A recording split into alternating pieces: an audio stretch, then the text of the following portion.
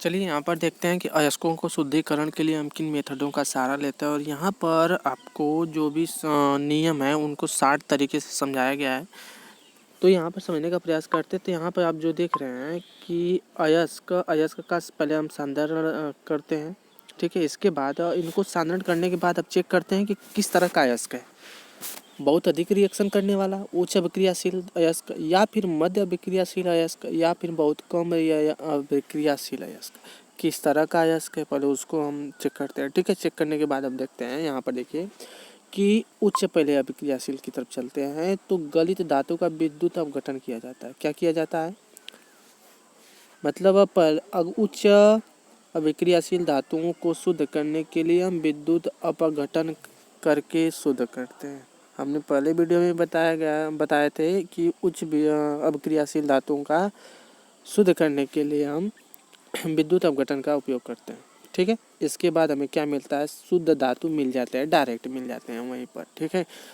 इसको शुद्ध करना थोड़ा सा आसान होता है।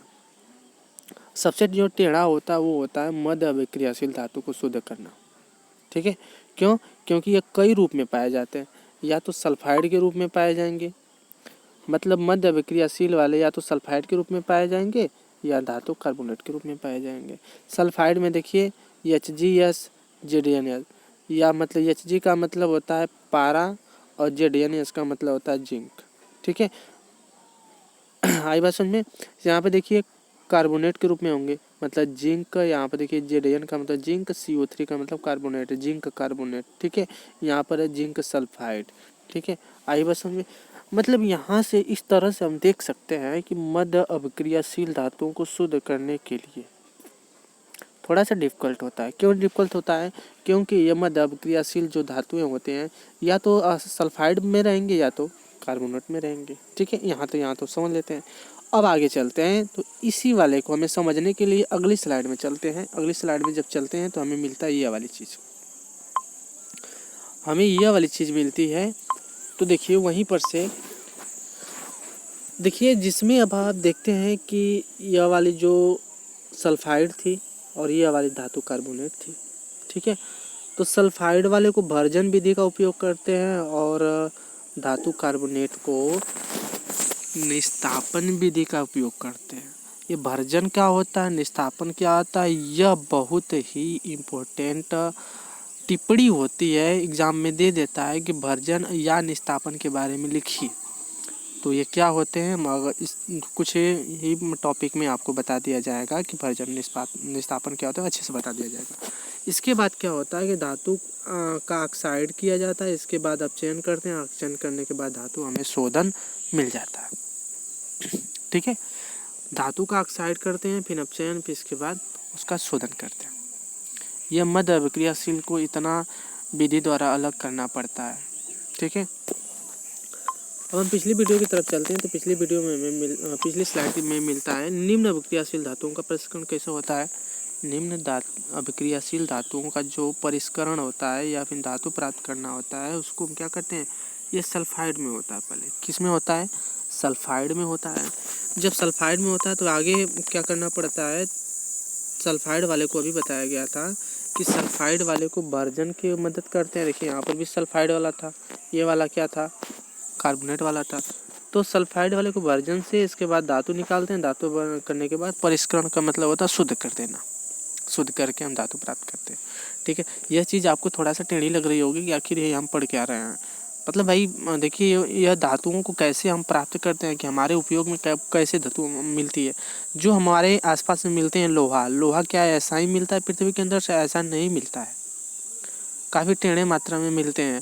बड़ी बड़ी चट्टानें होती हैं, चट्टान में का लोहा होता है, नहीं लोहा नहीं होता, उसके अंदर कंकड़ पत्थर धूल, इसके बाद उस धातु का ऑक्साइड होगा चाहे सल्फाइड होगा, कई रूपों में मिलता है।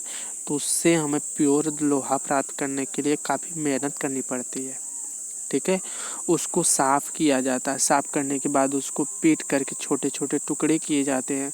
छोटे छोटे टुकड़े करने के बाद उसके गंदगी को निकाला जाता है। निकालने के बाद भी वो पूरा शुद्ध नहीं होता है। तो उनको इन चीज़ों की मदद से इस तरह से हम क्या करते हैं, उपयोग करके हम धातु का शोधन करते हैं। तो आखिर ये चीज़ें होती क्या है, उनको हम अगली वीडियो में मतलब अगली स्लाइड में बताएंगे आप लोगों को, ठीक है। विद्युत अपघटन यहाँ पर आपको बताया गया था, ये वाले जो थे यहाँ पर देख रहे हैं ना, विद्युत अपघटन ये वाली चीज़ भी आपको भी अब पढ़ाई जाएगी कि आखिर होती क्या है। इन सब चीज़ों की मदद से, इन्हीं सब चीज़ों की मदद से हम धातुओं को गंदे से अच्छे बनाते हैं और उपयोग करते हैं, ठीक है। लेकिन हाँ, दो चीज़ ऐसे होती हैं जैसे सोना और चांदी, ये बहुत ज़्यादा गंदगी नहीं इसमें मिली होती है। क्यों नहीं मिली होती है? ये किसी से मतलब नहीं रखते हैं, मतलब रिएक्शन ही नहीं करते हैं। जब किसी से रिएक्शन नहीं करेंगे तो इनका कोई चट्टान, हाँ थोड़ी बहुत गंदगी रह जाती है इनके अंदर, तो इनको आसानी से साफ़ कर लिया जाता है, ठीक है, आसानी से साफ़ हो जाते हैं। लेकिन अदर जो धातु होते हैं वो बहुत काफ़ी टेढ़े होते हैं। तो चलिए आगे की तरफ चलते हैं, तो हमें मिलता है कुछ परिभाषाएं। देखिए ये परिभाषाएं एग्जाम में 100% हमें आशा है कि 100% जरूर आएंगी। कौन परिभाषाएं? गैंग, भर्जन, एक और आएगा निस्तापन। कुछ ऐसी परिभाषाएं होती हैं जो पक्का है कि आएंगी और आपको लिखना पड़ेगा। तो हम गैंग के बारे में क्या करते हैं, गैंग आखिर होती है क्या होता है? ये गैंग नहीं है जिसमें हम कुछ 2-4 आदमियों को इकट्ठा कर लेते हैं, वो एक गैंग बन जाता है, नहीं वो गैंग नहीं है यहाँ पे। यहाँ कुछ अलग गैंग है। कौन सा गैंग है? तो पृथ्वी से खनिज अयस्कों में रेत, मिट्टी आदि जैसी अशुद्धियाँ पाई जाती है, मतलब गंदगी होती है। किसमें? अयस्कों में कुछ गंदगी होती है जिन्हें हम गैंग कहते हैं। मतलब जैसे ही हम पृथ्वी के अंदर से कोई वस्तु निकालते हैं तो उसके अंदर धूल, कण, मिट्टी, कंकड़, पत्थर ऐसे होते हैं ना, उन्हीं सब चीज़ों को हम गैंग कहते हैं, उन्हीं गंदगी को गैंग कहते हैं, कीचड़ कहते हैं, ठीक है। हाँ, तो समझ लीजिएगा गैंग आखिर क्या होता है। गैंग किसे कहते हैं, फिर से एक बार बता रहे हैं कि जब कोई अयस्क पृथ्वी के अंदर से खन करके निकाला जाता है तो उसके साथ गंदगी भी आती है, उन्हीं गंदगी को हम गैंग कहते हैं। अगला है भर्जन। भर्जन क्या होता है? ये देखिए भाई, यही तो कुछ समझने वाली बात है। भर्जन और निस्तापन में केवल एक अंतर है। अगर आप एक समझ लेते हैं ना, दूसरा का कुछ समझने में दिक्कत नहीं होगी, बट समझिए आखिर। लेकिन हाँ, है बहुत इम्पोर्टेंट और हर एग्जाम में पूछे भी जाते हैं कि भर्जन क्या अंतर है, निस्तापन में क्या अंतर है, किस धातुओं को किस तरह से शुद्ध करने के लिए इनका उपयोग किया जाता है, ठीक है। तो यहाँ पर समझ लीजिए कि भर्जन आखिर क्या होता है। सल्फाइड अयस्कों को, अब देखिए भर्जन आपको पहले ही बताए थे कि किस तरह के अयस्कों को शुद्ध करने के लिए भर्जन का उपयोग करते हैं। सल्फाइड वाले अयस्क को शुद्ध करने के लिए भर्जन का उपयोग किया जाता है, और कार्बोनेट वाले को अलग करने के लिए, याद कीजिए कि कार्बोनेट वाले को शुद्ध करने के लिए किनका उपयोग करते हैं, तो कार्बोनेट वाले को शुद्ध करने के लिए हम निस्तापन का ही उपयोग करते हैं। आखिर भर्जन और निस्तापन में आप लोगों को क्लियर ही नहीं हो रहा होगा कि भर्जन और निस्तापन है क्या चीज़, तो वही हम बता रहे हैं कि भर्जन क्या है। तो देखिए यहाँ पर भर्जन सल्फाइड अयस्क को वायु की उपस्थिति में, बस हमें यही ध्यान में रखना है, किसमें? वायु की उपस्थिति में अधिक ताप पर गर्म करने पर ऑक्साइड में बदल जाते हैं। अगर आप किसी भी धातु को वायु के संपर्क में लाएंगे, मतलब मैग्नीशियम को अगर ऑक्सीजन के संपर्क में लाएंगे तो क्या बन जाएगा? MgO, मैग्नीशियम ऑक्साइड बन जाएगा। यह आपको पहला इक्वेशन पढ़ाया गया था। मतलब यह भी धातु और यह भी ऑक्सीजन, यह धातु और यह ऑक्सीजन, मतलब धातु ऑक्सीजन से रिएक्शन करेगी तो क्या बनेगी? धातु ऑक्साइड बनाएगी। यह चीज़ आपको पढ़ाई गई है, ठीक है, क्योंकि अब वही चीज़ें अब आपको काम आएंगी जो पीछे आप पढ़ चुके हैं। अगर पीछे नहीं ध्यान से पढ़े हैं तो भाई उसके जिम्मेदार आप होंगे, ठीक है। मतलब यहाँ पर बता रहा है कि अगर किसी भी सल्फाइड अयस्क को हवा की उपस्थिति में गर्म करेंगे, यहाँ पर हवा का रहना बहुत ज़रूरी है। भर्जन में यही तो है, भर्जन में हवा चाहिए। अगर हवा नहीं रहेगा तो निस्तापन बन जाता है। एक बड़ा सा चैम्बर बना देते हैं, एक बड़ा सा क्या करते हैं, चैम्बर बना देते हैं। इस तरह का चैम्बर बना देंगे बड़ा सा, इसके अंदर भर देंगे कोयला, कोयला के ऊपर भर देंगे अयस्क, क्या भरेंगे? अयस्क। नीचे से बहुत तेज़ी से हवा पाएंगे, क्या करेंगे? हवा फ्लो करेंगे, ठीक है। जब कोयला जलेगा, अयस्क गर्म होगा तो पिघलेगा, मतलब रिएक्शन भी करेगा, पिघलेगा भी और हवा से रिएक्शन भी करेगा। जब हवा से रिएक्शन करेगा तो क्या बनेगा? ऑक्साइड बन जाएगा। कैसे ऑक्साइड बनेगा, नीचे देखिए इक्वेशन में लिखा गया है किस तरह ऑक्साइड बनता है। बस आप पहले 1 मिनट पहले समझ लीजिए कि विभाजन क्या है। किसी भी धातु को शुद्ध करते समय उसको हम गर्म करेंगे, किसी भी बड़े से भट्ठी में भर करके गर्म करेंगे, लेकिन गर्म करते समय हवा को उसके अंदर से बहाएंगे, मतलब फ्लो करेंगे। और ज़रूरी है, अगर हवा चल रही है तो उसको वर्जन बोलेंगे, अगर पूरा तरह से पैक कर देंगे तो उसे क्या कहते हैं, निस्तापन। वही हो जाएगा, वही निस्तापन हो जाएगा। और जिसमें हवा बहेगी वो क्या हो जाएगा, वर्जन हो जाएगा। ठीक है, हवा इसलिए बहाई जाती है वर्जन में, हवा को इसलिए मतलब फ्लो करते हैं ताकि ऑक्साइड बना ले। ऑक्साइड जैसे बन जाएगी ना, उसको शुद्ध करना थोड़ा सा आसान होता है। मतलब यहाँ पर देखिए, यह जिंक सल्फाइड है। का भैया, जिंक सल्फाइड, ZnS, S मतलब सल्फाइड, जिंक मतलब जिंक सल्फाइड। जब जिस जिंक सल्फाइड में हम ऑक्सीजन मतलब हवा जैसे ही रिएक्शन करेगा, बहुत तापन का मतलब हमने बताया था कि तीर के ऊपर या तीर के नीचे का लिखते हैं, ताप, दाब और उत्प्रेरक। इन चीज़ों को हम तीर के ऊपर लिखें चाहे नीचे लिखते हैं। तापन का मतलब होता है गर्म करना। मतलब जिंक सल्फाइड को, मतलब इस अयस्क को वायु की उपस्थिति में बहुत गर्म करते हैं तो क्या बनता है, जिंक ऑक्सीजन, जिंक ऑक्साइड बन जाता है। क्या बनता है भैया, जिंक ऑक्साइड बन जाता है। आई बात समझ में। और यश कहाँ हुआ, यश का अपना साथ छोड़ देता है। जिंक से क्या करता है यश, एस अपना साथ छोड़ करके ऑक्सीजन से भी जुड़ जाता है। यह बन जाता है SO2 सल्फाइड, सल्फर डाइऑक्साइड। क्या बन जाता है भैया, सल्फर डाइऑक्साइड। यह होती है गैस, यह गैस मतलब उड़ गई। सोचिए, देखिए सल्फर कैसे निकल गया आसानी से और ये बन गई गैस, और गैस निकल गई धुआं से के सहायता से। अब बन गया, हमें ऑक्साइड मिल गई। अब ऑक्साइड को हम क्या करते हैं, अलग विधि से भी साफ कर लेते हैं। ठीक है, पीछे की तरफ थोड़ा सा हम चलते हैं। तो पीछे हमने बताया था कि वर्जन के बाद हम बनाते हैं ऑक्साइड। देखिए ऑक्साइड बन गई ना, देखिए वर्जन से हमें क्या बना था, वर्जन के बाद ऑक्साइड बना। ऑक्साइड से हम अपचयन कर करके धातु का शोधन प्राप्त कर लेते हैं। सिंपल सी याद करने का तरीका, और कुछ नहीं। आप स्ट्रक्चर को ये वाला फिगर और पिछला वाला फिगर दोनों एक ही से अटैच हुए हैं, बट यहाँ पर आपको थोड़ा सा जूम करके दिखाया गया है ताकि आप समझ सकें। इसको एक ही जगह पे लिखिएगा। इसके नीचे यहाँ से स्टार्ट होती है, ये वाली चीज़ यहाँ से स्टार्ट होती है। ठीक है, अगली स्लाइड की तरफ चलते हैं तो हमें मिलता है वर्जन। और यहाँ पर एक और चीज़ है, HGS का मतलब होता है सिनेबार।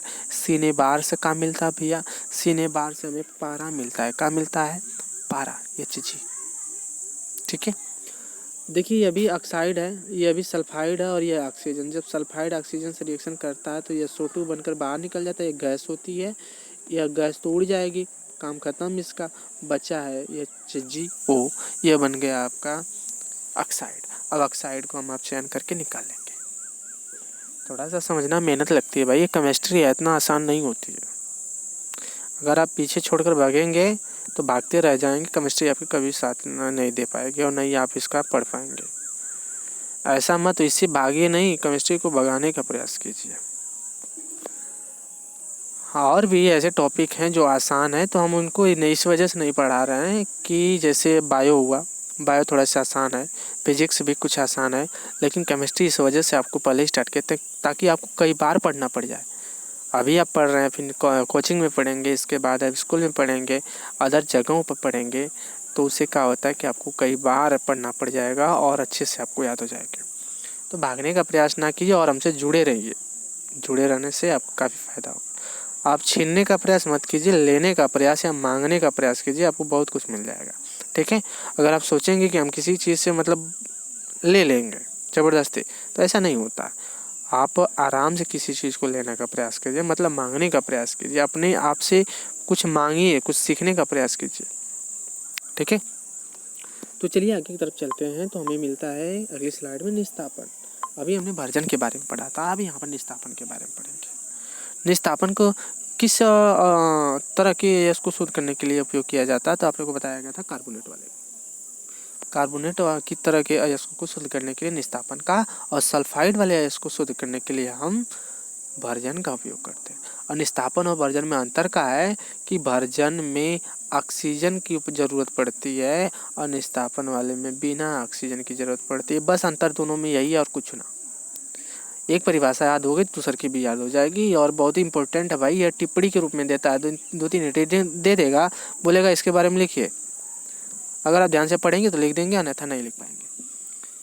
तो चलिए यहाँ पर देखिए, कार्बोनेट अयस्क को सीमित वायु में अधिक ताप पर गर्म करने से, सीमित वायु में या तो बहुत कम या तो है ही नहीं, गर्म करने पे, यहाँ पर बिना वायु की उपस्थिति की बात कर रहा है। यहाँ पर बिना वायु में ही गर्म करने पर क्या होता है कि ऑक्साइड में बदल जाते हैं। किस में बदल जाते हैं?